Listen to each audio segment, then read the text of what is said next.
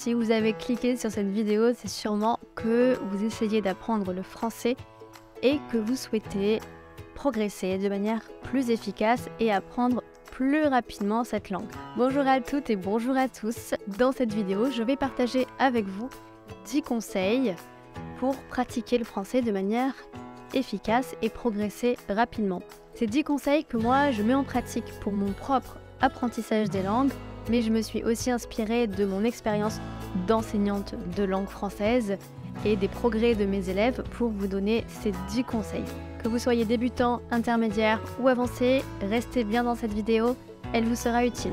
Premier conseil que je donne toujours à quelqu'un qui veut apprendre le français, c'est de bien connaître ta motivation. La première question que je pose à tous les élèves, c'est pourquoi tu veux apprendre le français? Qu'est-ce qui te motive? Quel est ton pourquoi? Est-ce que c'est pour travailler? Est-ce que c'est pour voyager? Est-ce que c'est pour faire des études en France? Quelle est ta motivation? Donc notez toutes les raisons ou la raison pour laquelle vous souhaitez apprendre le français et gardez-la en tête tout au long de votre apprentissage. C'est ce qui vous permettra de rester motivé sur le long terme. Oui, parce que petit scoop, une langue ne s'apprend pas en 2 semaines. Dans cette vidéo, je te promets des progrès rapides, mais pas de miracles. Et les miracles n'existent pas, en tout cas pas dans l'apprentissage des langues. J'ai vu beaucoup de choses, mais jamais de miracles. Désolée. Deuxième conseil, immerge-toi dans la culture. Je sais que cela peut être un peu difficile si tu n'habites pas dans le pays ou si tu n'habites pas en France. Eh bien, crois-moi, il y a plein de moyens de faire revenir cette culture à toi. La culture, ça passe par le cinéma. Ça passe par la littérature, ça passe par la musique, ça passe par la cuisine, ça passe par plein de choses. Trouve la chose qui t'intéresse dans cette culture, lis, fais, écoute, regarde, immerge-toi dans cet art de vivre. Si ça t'intéresse, j'ai déjà fait une vidéo à ce sujet que je vous mets juste ici sur 22 faits de culture française à connaître. Ça peut peut-être t'aider à apprivoiser un petit peu cette culture. Troisième conseil, regarde des séries, mais regarde-les de façon active. On est d'accord que on regarde tous des séries pour se divertir. Ça, c'est une chose et c'est très bien. Je te conseille aussi de regarder une série de manière active. Ça signifie que tu n'es pas seulement passif devant la série, mais tu prends des notes, tu regardes les sous-titres, tu notes les phrases et expressions que tu trouves intéressantes, tu cherches les mots que tu ne comprends pas. Vraiment, sois acteur quand tu regardes. Ça peut être 30 minutes par jour, regarder un épisode de série avec les sous-titres en français. C'est vraiment encore mieux pour associer le son et l'image.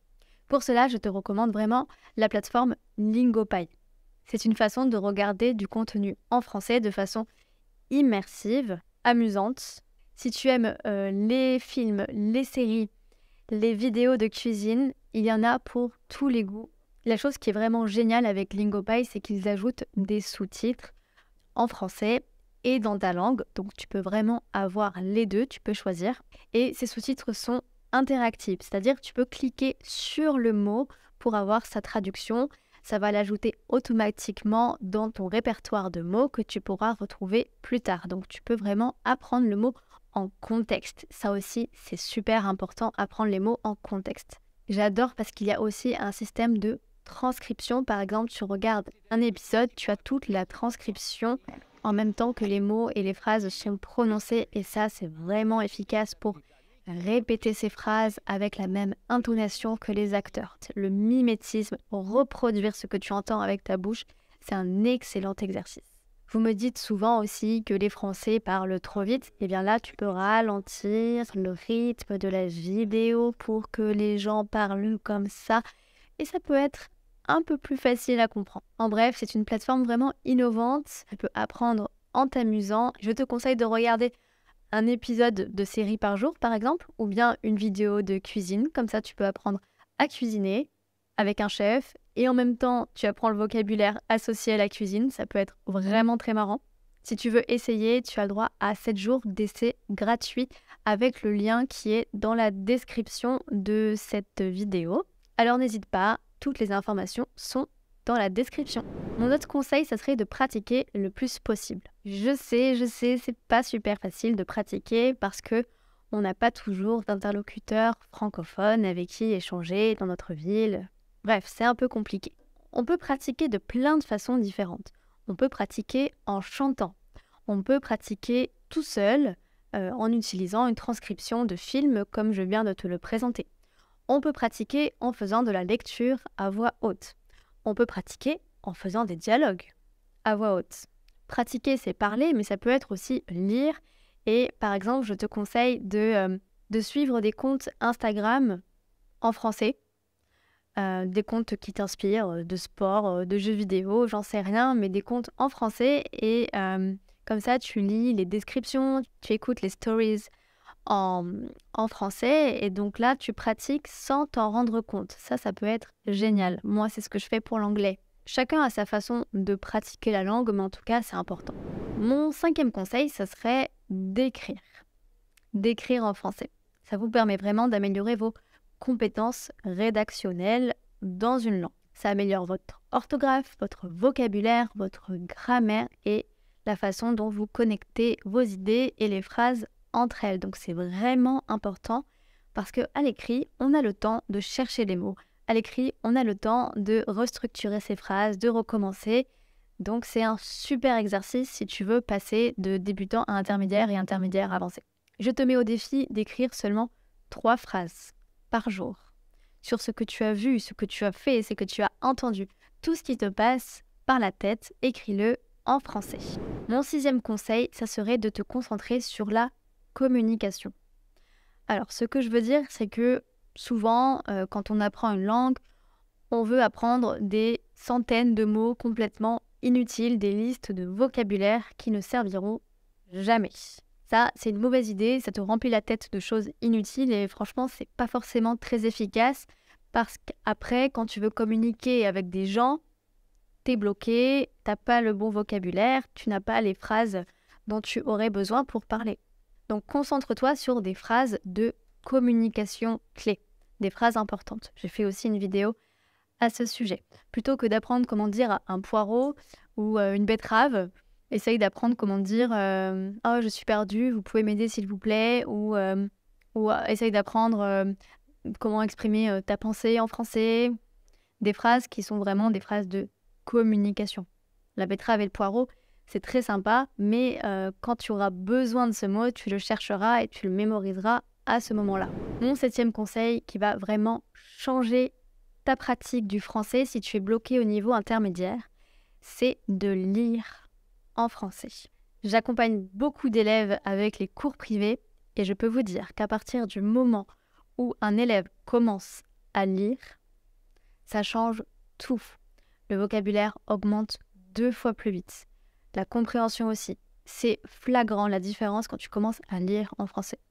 Alors, je sais que c'est un peu intimidant parce qu'un livre, c'est gros, un livre, ça fait peur et on se décourage très vite. Ça, je comprends tout à fait.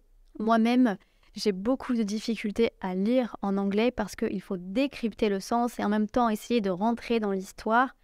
Et moi, je n'y arrive pas. Donc, je ne lis pas des romans, je lis des articles sur des sujets qui m'intéressent. Par exemple, la Formule 1, Bali, parce que beaucoup de contenu sur Bali, c'est en anglais en fait. Donc tout ça, c'est des sujets qui m'intéressent et je trouve pas de contenu intéressant en français, donc je lis en anglais. Croyez-moi, quand le sujet est intéressant, on a vraiment envie de comprendre. Je te l'ai déjà dit, mais aussi sur Instagram ou Facebook, je suis des comptes qui m'intéressent en anglais. Ça aussi, ça m'aide beaucoup. Et sans m'en rendre compte, je lis des dizaines de phrases par jour, même si je ne lis pas de romans. À l'occasion, je vous ferai une vidéo sur mes conseils de lecture si vraiment tu veux commencer à lire des romans en français, ce que je te recommande. Je peux proposer une petite sélection de romans peut-être. Mon 8e conseil, ça serait de faire des erreurs. Je crois que je le répète dans toutes les vidéos. Ne pas avoir peur de faire des erreurs et vraiment oser t'exprimer malgré les erreurs. On tire toujours des leçons des erreurs. Tu vas la faire 1 fois, 2 fois, 3 fois et ensuite c'est fini. Et c'est encore mieux si quelqu'un peut te dire tes erreurs, évidemment. L'idéal, c'est d'avoir un professeur ou quelqu'un qui peut te corriger. Par exemple, si tu fais une erreur de prononciation, 1 fois, 2 fois, 3 fois, c'est bien d'avoir quelqu'un qui te le dit pour que tu t'en rendes compte, c'est la première étape, et ensuite tu corriges ton erreur. 9e conseil, parler à voix haute en français. Ça aussi, je le répète souvent, parler à voix haute, ça permet d'améliorer la spontanéité à l'oral et la structure des phrases. Ça, c'est vraiment une de mes méthodes préférées, moi, en anglais. Je me parle en anglais sous la douche, je me parle en anglais quand je fais la vaisselle, je me raconte des trucs entre moi et moi-même. C'est un peu stupide, mais au moins, je fais des phrases et je me sens moins bloquée ensuite quand je suis en situation de communication réelle. Tu vas aussi gagner en confiance en toi et tu vas voir que tu es capable de faire des phrases, que tu es capable d'exprimer ta pensée, de décrire ce que tu fais. C'est vraiment un exercice très efficace. Mon 10e et dernier conseil, il pourrait y en avoir d'autres, mais ça serait de ne pas rester seul dans ton apprentissage, mais de te faire accompagner par un natif ou en tout cas un tuteur qui pourrait t'aider, te corriger et t'encourager dans ta progression. Souvent, on se sent un petit peu seul quand on apprend une langue tout seul chez soi, devant YouTube par exemple, mais tu n'es pas seul, je suis là.